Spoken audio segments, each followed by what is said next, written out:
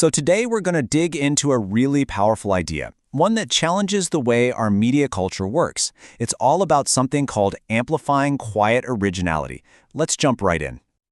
First things first, we have to understand the problem. Think about it like this.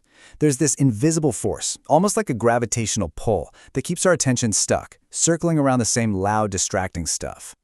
And it all kicks off with a question that, let's be honest, probably hits close to home. It's that feeling you get, right? Seeing the same faces, the same manufactured dramas, just dominating everything, day in and day out. Well, that feeling has a name: invisible gravity. It's this unseen pull that drags all of our collective attention toward the loudest and, yeah, often the fakest people out there. And this isn't random. It's a system that's been built. So what's the real-world cost of all this gravity? Well, it creates this massive gap. All the attention, all the oxygen in the room, it gets sucked up by the noise.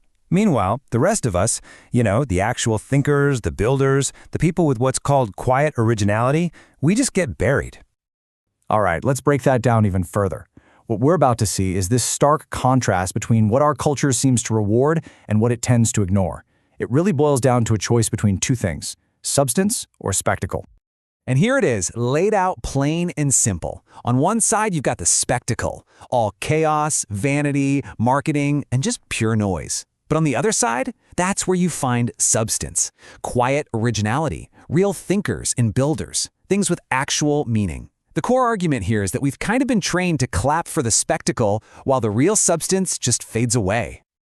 And this is the price we pay. When the spectacle always wins, what's the real cost? Well, the argument is pretty stark. Actual talent disappeared in the shadows. Just let that sink in for a second. That's what gets lost when we choose noise over value. Okay, so that's the problem, right? But what's great about this whole idea is that it doesn't just stop at pointing fingers. It's actually building towards a solution. It's proposing an answer to all that noise, a new kind of space built for ideas.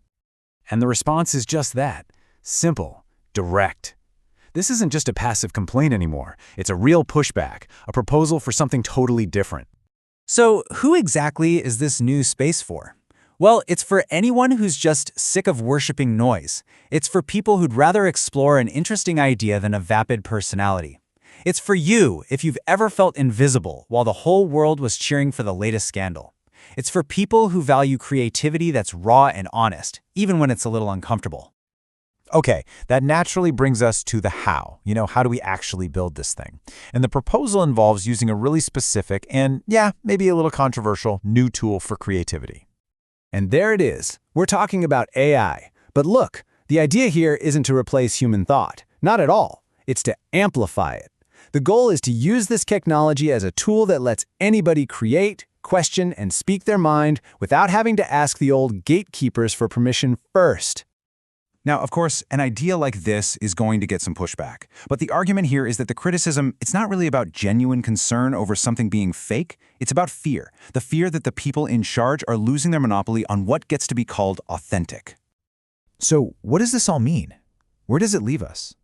Well, it leaves us with an invitation to see this whole philosophy not as some abstract theory, but as a living, breathing experiment to build a completely new kind of stage.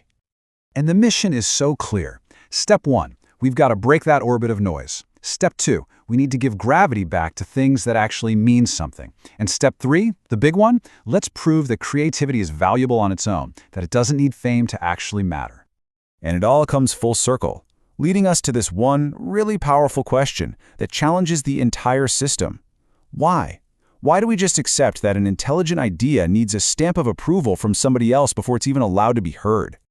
And that leaves us with this final, really hopeful thought. It's more than an idea.